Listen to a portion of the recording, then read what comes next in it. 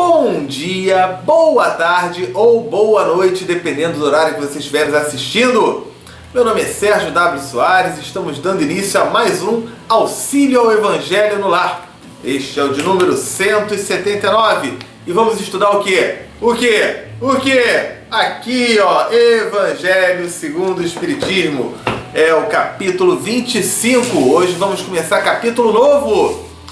O capítulo 25 é aquele que fala: buscai e achareis. E vamos estudar os itens 1 ao 5.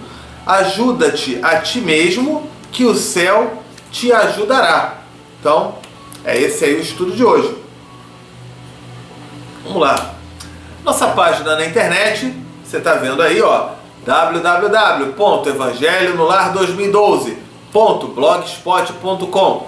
Toda sexta, sem falta, hein? Compromisso marcado, toda sexta a gente coloca um novo vídeo.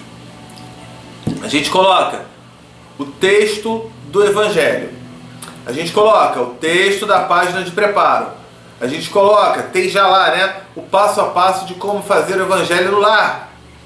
Tem o significado das palavras mais difíceis. A gente sabe que a literatura espírita tem umas palavrinhas complicadas, então a gente coloca o significado delas.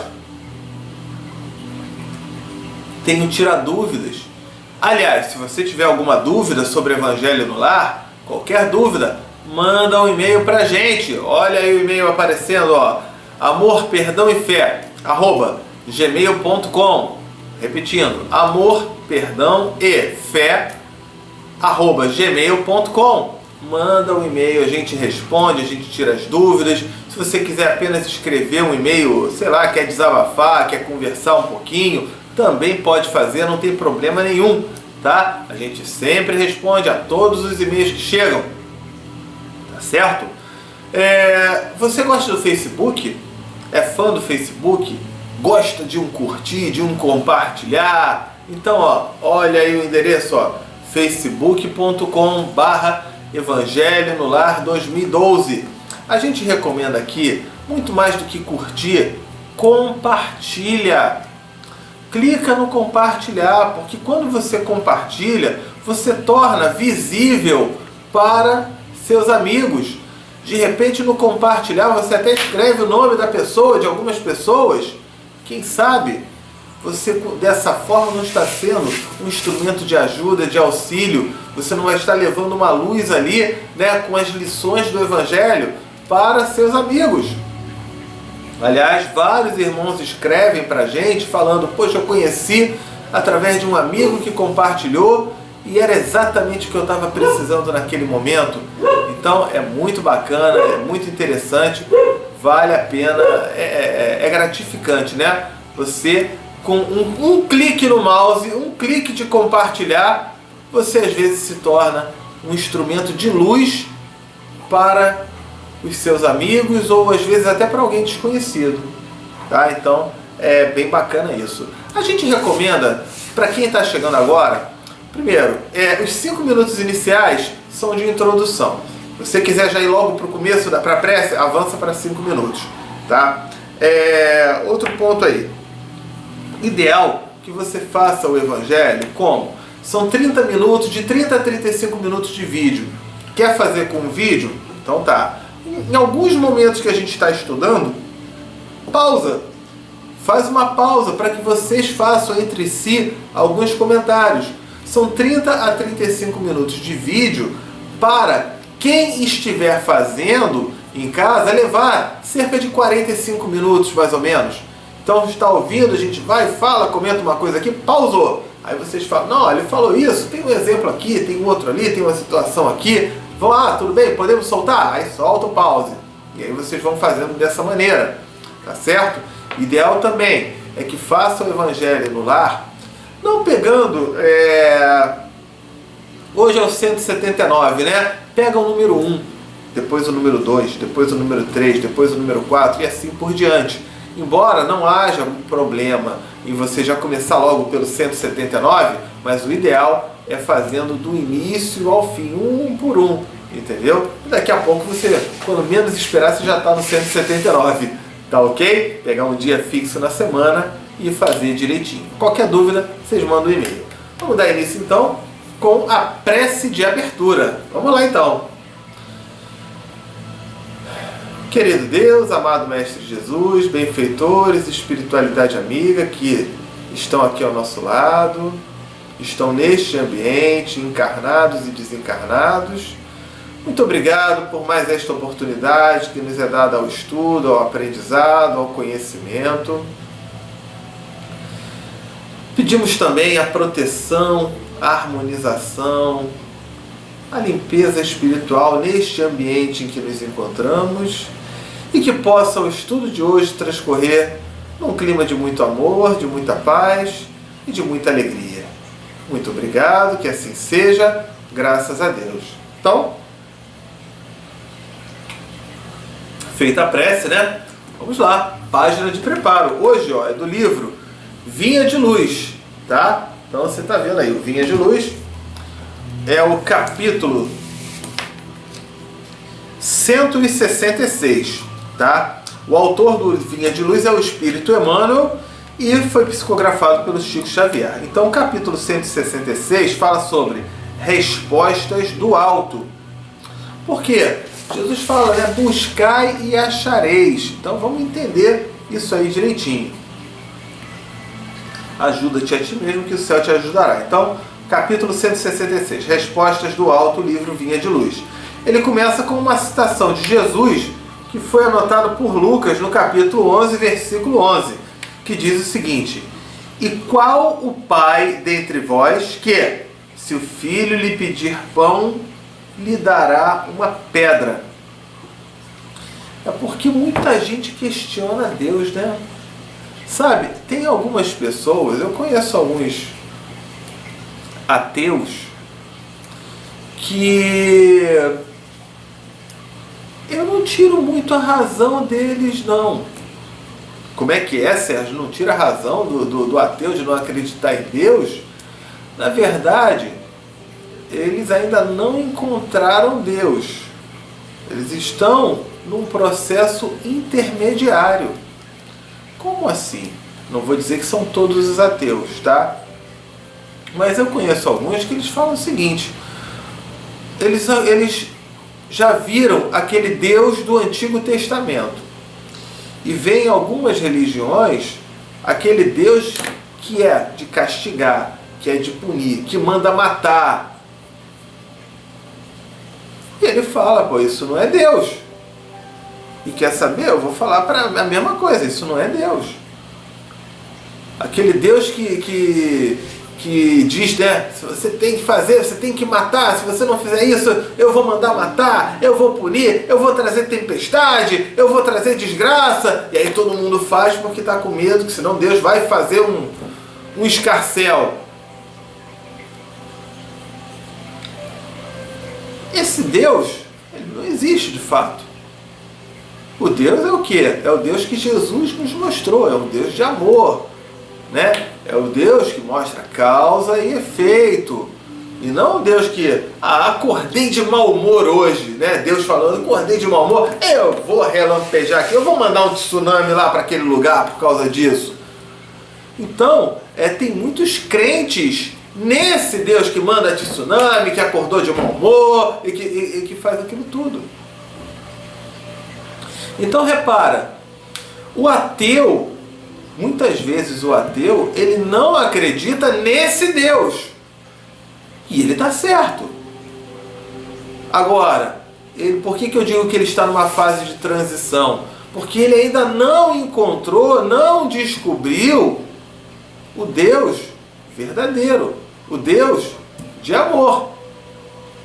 O Deus que Jesus nos mostrou e que o Evangelho segundo o Espiritismo nos mostra de uma forma muito coerente. Passa a fazer sentido isso aqui que a gente estuda. Aí sim, né? Então, ele estava dizendo isso, né? Vamos lá. Por que eu falei isso? Daqui a pouco a gente vai ver. Ó, o filho pede pão e o Deus dá uma pedra. Esse é o Deus de várias religiões. Então, deu para a gente perceber. Você, como pai, como mãe, como filho, você não ia dar pedra para quem lhe pedisse pão.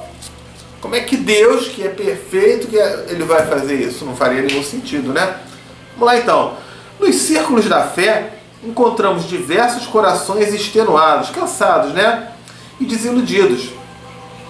Então, a gente vê em relação à fé, muita gente que já está desiludida, está cansada, está exausta, né? Referem-se à oração à maneira de doentes desenganados quanto à eficácia do remédio, alegando que não recebem respostas do alto.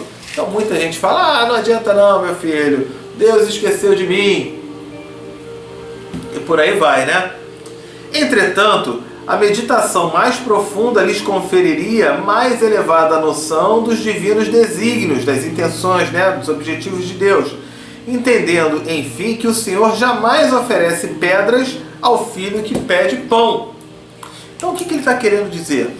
Eu posso não estar recebendo aquilo que eu gostaria de receber, enquanto espírito encarnado.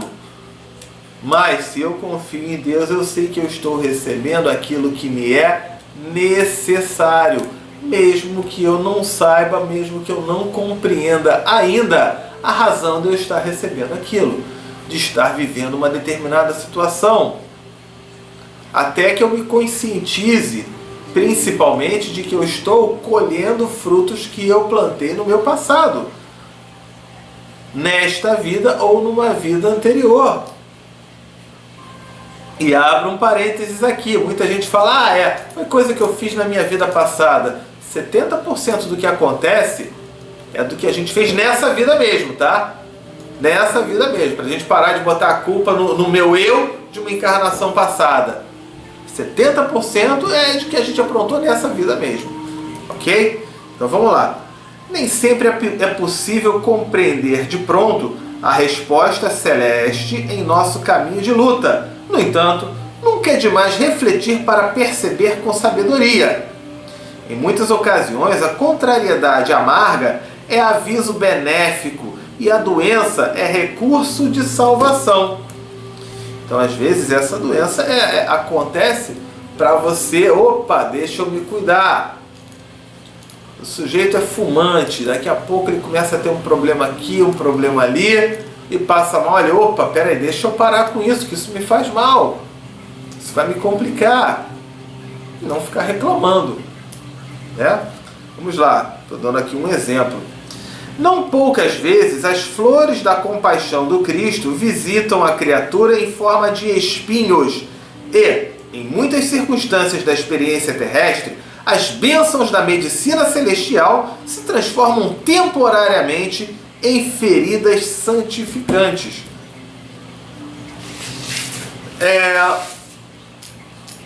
Vamos falar, por exemplo, de uma criança, de um filho, de alguém gosta de subir em árvore, gosta de subir num poste, e de repente aquela criança que um dia tomou um choque na tomada dentro de casa, e foi uma experiência tão desagradável, tão ruim, muitas vezes esse choque, e aí vai ficar na bronca, vai ficar chateado, pode ser uma oportunidade dessa criança perceber, caramba, o choque dói, a eletricidade dói. E aí na hora que cai uma pipa numa árvore ou num poste, eu não vou subir nesse poste não, porque aquele fio é grandão, está escrito alta tensão, e eu me lembro que eu tomei um choque dentro de casa, ali o choque é maior, e ainda posso cair do poste. Estou dando um exemplo, né? Uma alegoria. Então veja, aquele choque que foi tão ruim lá atrás, pode ser um elemento, um fator que esteja salvando a vida dele lá na frente. Não dá para a gente listar, para a gente explicar, para a gente afirmar todas as situações que acontecem, mas se você parar para pensar um pouquinho, você vai observar isso. Ok?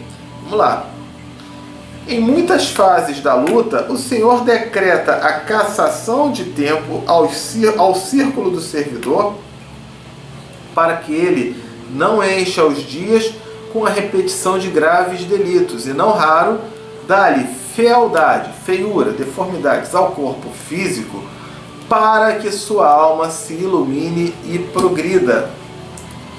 Às vezes a pessoa nasceu com uma aparência feia, considerada feia dentro dos padrões de beleza que nós temos aqui, tá?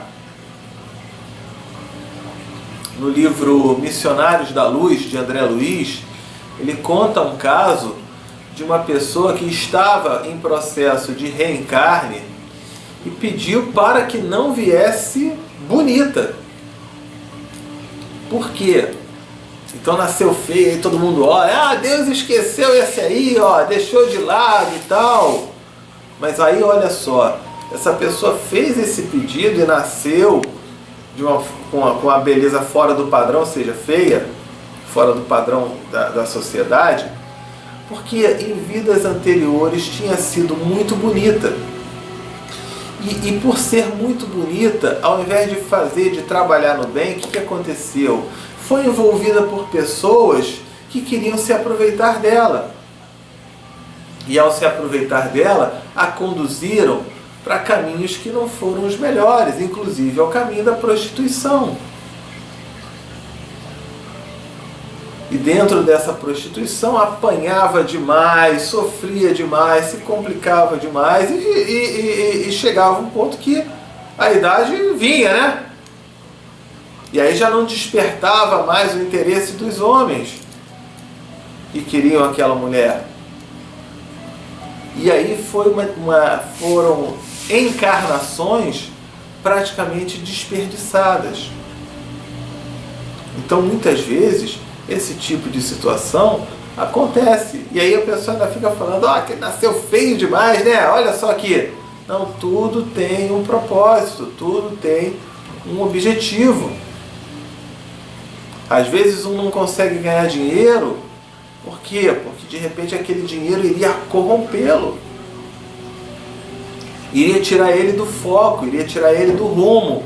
Não estou dizendo que dinheiro tira o rumo de todo mundo. Mas às vezes aquela pessoa pode ter uma fraqueza nesse sentido, então veio dentro de uma característica que faz de tudo, ganha daqui a pouco perde, não consegue passar muito daquele valor. Até que ela mesma esteja preparada para isso, mostre que está em condições, mostre que a ganância, que a ambição, que o egoísmo, que isso tudo já está superado, e daqui a pouco ela, já corrigiu essa parte, agora tem condições, ela começa a crescer. Então tudo tem uma razão, ok? Vamos lá, se a paternidade terrena, imperfeita e deficiente, vela em favor dos filhos, que dizer da paternidade de Deus, que sustenta o universo ao preço de inesgotável amor? Se a gente aqui, como pai, como mãe, a gente cuida dos filhos, imagina Deus em relação aos filhos dele. Né? O todo compassivo, né, sensível, que tem compaixão, né? Então Deus nunca tira pedras às mãos súplices, que suplicam, né? E que lhe rogam auxílio. Então, Deus não nega auxílio às pessoas. Agora, pode ser que não venha o auxílio da maneira que eu gostaria que viesse. Isso aí é quase líquido e certo. Vai ser da maneira que eu estou precisando, da maneira que vai ser melhor para mim. Ok?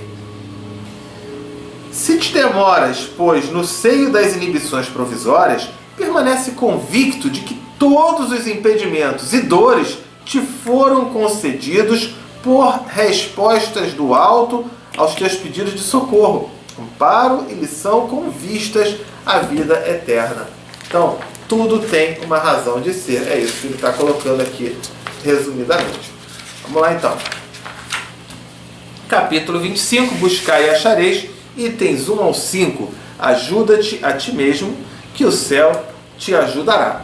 Então, no item 1, vem uma citação aí anotada por Mateus, no capítulo 7, versículos 7 ao 11. Então, vamos lá. Pedi e se vos dará, buscai e achareis, batei e a porta vos abrirá. Porquanto, quem pede, recebe, e quem procura, acha. E aquele que bata a porta, abrir-se-á. Isso leva uma interpretação um pouquinho, né? Daqui a pouco a gente vai entender. Eu vou pedir a Deus. Vou pedir a Deus, eu quero um emprego. Vou pedir a Deus. Pede a Deus aí, vamos fazer uma prece, pedir a Deus aí um emprego. Aí, pedir e recebereis, né? Vou pedir então um emprego. E aí eu vou ficar esperando o emprego me chamar, alguém me ligar. Eu não vou mandar um currículo para nenhum local de trabalho. Eu não vou procurar no classificado ou na internet as oportunidades de emprego. Eu não vou estudar nem me especializar para que eu possa melhorar e conseguir um emprego melhor. E eu não vou sair para ir para a fila do emprego para poder fazer as entrevistas. Porque pedir, peça e receberás. Não é assim. Deus não é gênio da lâmpada do Aladim. Não é. Você pede e receberá, desde que, também ele fala, buscar e achareis. Vamos lá, vamos correr atrás, vamos, a gente tem que se mexer. Senão, você não está pedindo a Deus, você está pedindo ao gênio da lâmpada. Mesmo assim, o gênio da lâmpada foram só 3 pedidos. Né? Então, tem que pensar nisso aí, ok? Vamos lá. Qual o homem dentre vós que dá uma pedra ao filho que lhe pede pão? Ou, se pedir um peixe, dar-lhe-á uma serpente? Ora, se sendo maus como sois, sabeis dar boas coisas aos vossos filhos, não é lógico que, com mais forte razão, vosso Pai que está nos céus dê os bens verdadeiros aos que lhe pediram. Né? Até as pessoas que são ruins tomam cuidado e dão alguma coisa para os filhos, para os parentes, para as pessoas queridas. Imagina Deus. Vamos lá, item 2. Do ponto de vista terreno, a máxima buscar e achareis é análoga, é semelhante a esta outra. Ajuda-te a ti mesmo, que o céu te ajudará. Faz a tua parte. É isso que ele coloca. É o princípio da lei do trabalho e, por conseguinte, a lei do progresso. Porquanto o progresso é filho do trabalho, visto que este põe em ação as forças da inteligência. Quer progredir, tem que se esforçar, tem que se empenhar, tem que trabalhar. Eu vejo muitos casos, né, de pessoas assim, que na infância ficava o sujeito lá estudando, aí chamavam, desce aqui, vem brincar, vem pra rua jogar bola, e todo mundo jogando bola. E aí aquele falava, não cara, não posso não, tem que estudar, tem prova.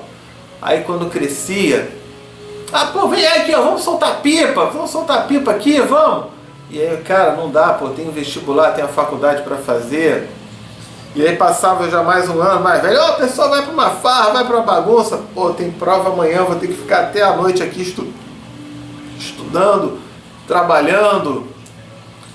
E aí 30 anos depois, aquele sujeito tinha uma casa própria, tinha um carro bom, um carro zero, um carro bom. E aí ele ia fazer as viagens dele, curtir as férias com a família.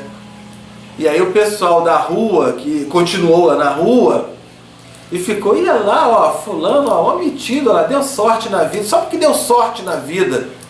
Deu sorte na vida. Desde pequeno o cara estudava, o cara ralava, o cara fazia, deu sorte na vida.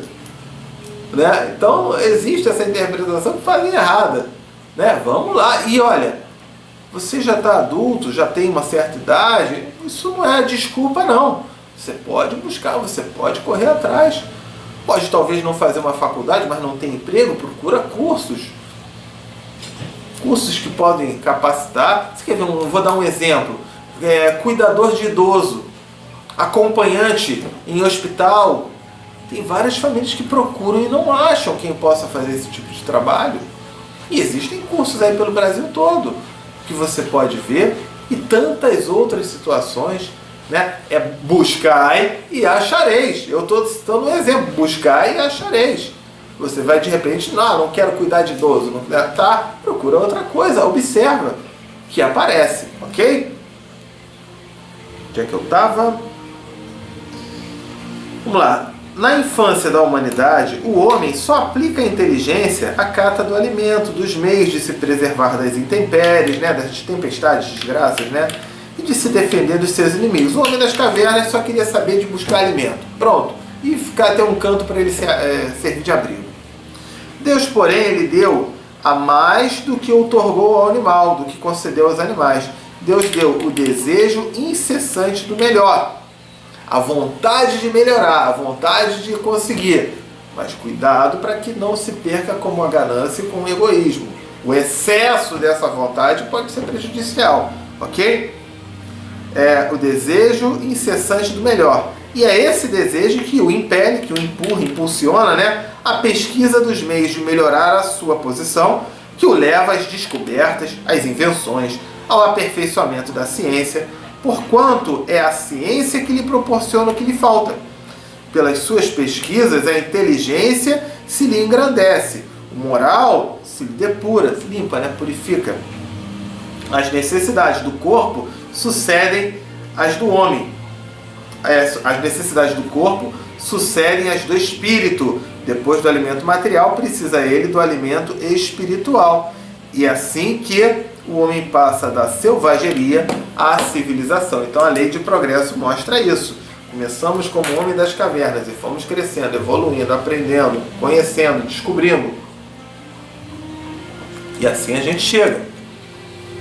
Hoje, uma família de classe, não vou nem dizer classe média, de classe pobre, ela tem mais do que a nobreza do século XV. O que, Sérgio? A nobreza do século XV, os reis, com aqueles diamantes, aquelas coroas de ouro, aquilo tudo. Você hoje tem mais, muito mais. Como assim, Sérgio? Quer ver um negócio? Forno micro-ondas, tinha naquela época. Ar-condicionado, tinha. Ventilador, tinha. Papel higiênico, tinha. Não. Sabe como é que era papel higiênico? Eram umas esponjas que eles faziam e pegavam uma vareta de árvore, um galho de árvore, ele espetava naquela esponja, amarrava e aí a pessoa usava aquilo para... Aquilo era o papel higiênico de antigamente. Procura, faz uma consulta aí na internet, vai ver. Tem um programinha chamado Deu a Louca na História, na TV Escola, que fala sobre tudo isso. A gente não tem nem ideia de como era. Você tem papel higiênico? É legal. Então você tem mais do que a nobreza do século XV. E por aí vai. Então, ó, a busca dessa evolução, ok? Mas bem pouca coisa é imperceptível mesmo em grande número deles. O progresso que cada um realiza individualmente no curso da vida. Como poderia então progredir a humanidade sem a pré-existência e a reexistência da alma? Como é que a gente vai progredir, evoluir, se eu não tiver já vindo em vidas passadas, evoluir, cheguei aqui nesse ponto, estou nessa vida reencarnado e ainda tem muita coisa para aprender. Então, quando eu desencarnar, eu vou reencarnar em outras vidas para continuar progredindo. Faz sentido, né? Então, se as almas se fossem todos os dias para não mais voltarem, a humanidade se renovaria incessantemente com os elementos primitivos, tendo de fazer tudo, de aprender tudo. Não haveria, nesse caso, razão para que o homem se achasse hoje mais adiantado do que nas primeiras idades do mundo, uma vez que, a cada nascimento, todo o trabalho intelectual teria que recomeçar. Ao contrário, voltando com o progresso que já realizou e adquirindo de cada vez alguma coisa a mais, a alma passa gradualmente da barbárie à civilização material, e desta, a civilização moral. Ele fala até para observar o capítulo 4, o item 17 do Evangelho fala sobre isso. Então a gente reencarna para quê? Evoluir, progredir, conhecer, aprender, e assim vai. Item 3.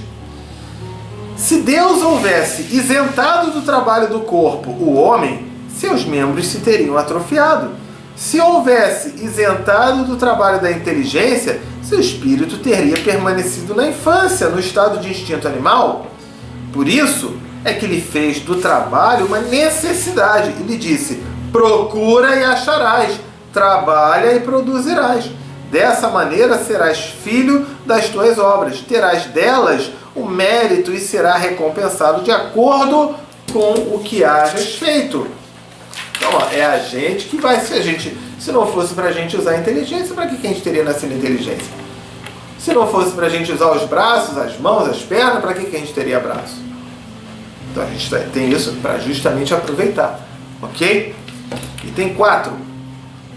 Em virtude desse princípio, é que os espíritos não socorrem a poupar o homem ao trabalho das pesquisas, trazendo-lhe já feitas e prontas a ser utilizadas descobertas e invenções, de modo a não ter ele mais do que tomar o que lhe ponham nas mãos, sem o incômodo sequer de abaixar-se para apanhar, nem mesmo de pensar. Tem gente que fica com preguiça até de se abaixar para pegar as coisas, né?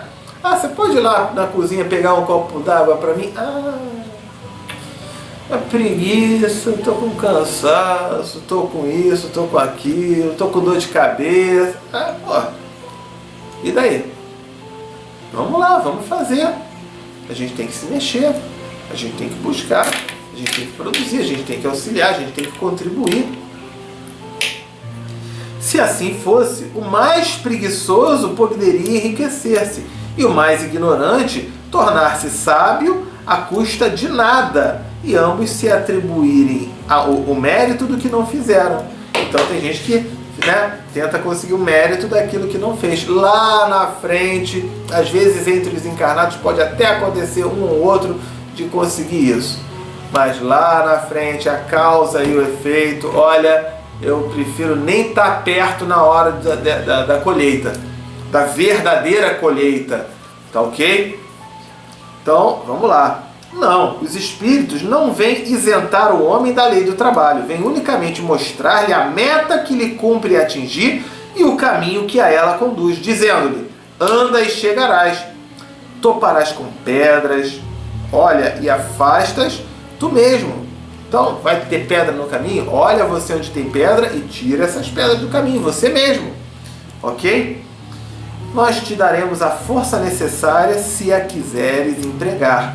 Isso consta no Livro dos Médiuns, na segunda parte, capítulo 26, o item número 291 e seguinte. Então ele explica sobre esse buscar e achareis, tá?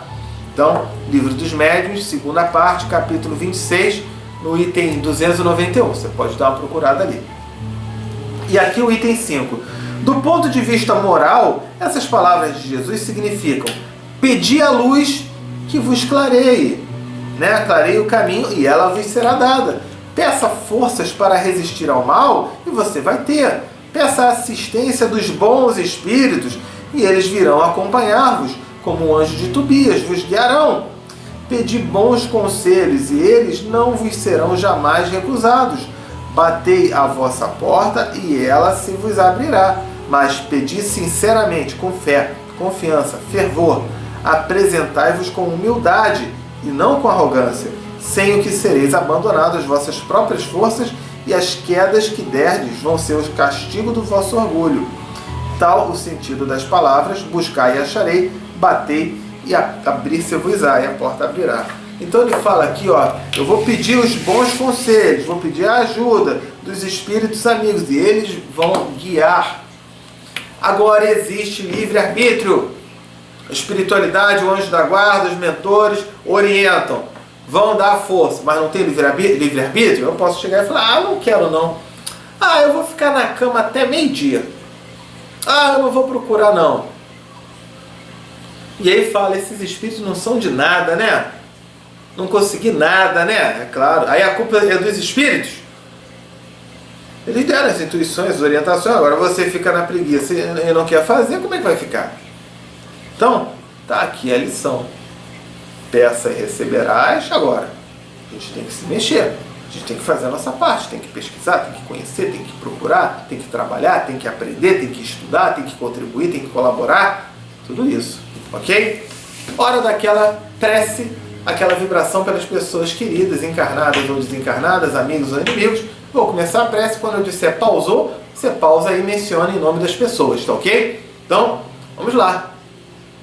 Querido Deus, benfeitores e espiritualidade amiga, viemos neste instante pedir-lhes por cada irmãozinho que aqui tiver o nome mencionado, encarnado ou desencarnado, amigo ou inimigo, e até mesmo pelas pessoas que não forem lembradas agora, mas que façam parte das nossas lembranças, que tenham o nosso carinho. Que cada um desses possa receber o auxílio, a luz, o conforto, a resignação, o esclarecimento e a força para superarem os momentos nos quais estejam atravessando, seja lá qual for este momento. Muito obrigado, que assim seja, graças a Deus. Vamos mencionar os nomes. Pausou.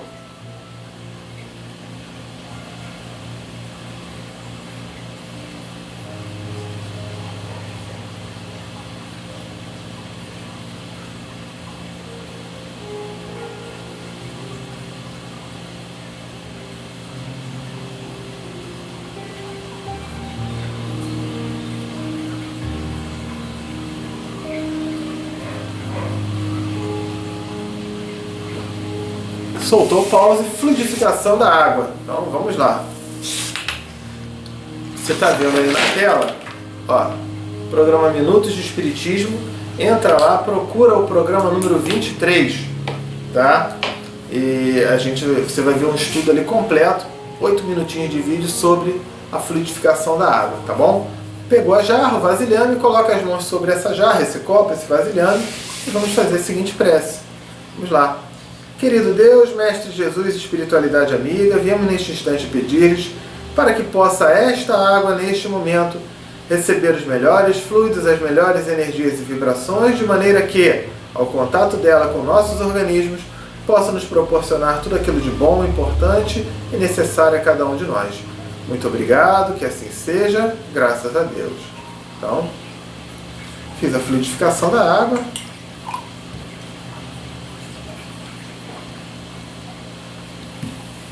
Saúde, e chegou a hora da prece de encerramento. Vamos lá então. Sérgio, ainda nem bebi a água. Pausa, bebe água com calma para não se engasgar. Pausa, bebe a água. Acabou de beber a água, solta o pause e vamos para a prece de encerramento. Vamos lá. Querido Deus, Mestre Jesus, benfeitores, amigos da espiritualidade que aqui estiveram, obrigado por mais esta oportunidade de estudo, de esclarecimento, de reflexão, que possamos ter compreendido a necessidade e a importância de fazermos a nossa parte, de buscarmos, de termos a perseverança. Obrigado também pela purificação que foi dada neste ambiente em que nos encontramos. Que possamos ter uma semana de muita luz, de muita paz, colocando a cada dia a prática desses valores que aprendemos aqui nesses estudos, a prática do amor, da fé, da caridade, do perdão, do auxílio, da tolerância, da paciência, da determinação, do esforço, do empenho, da perseverança, da paz e da alegria. Que a cada momento que colocarmos em prática um desses valores, estejamos sendo verdadeiros instrumentos de Deus perante o nosso próximo. E que possamos estar aqui reunidos na próxima semana para mais uma oportunidade de estudo e de aprendizado. Muito obrigado, que assim seja, graças a Deus. Então, finalizamos aí o estudo de hoje, né? Fiquem com Deus, tenham todos uma ótima semana e até o nosso próximo encontro. Tchau, tchau!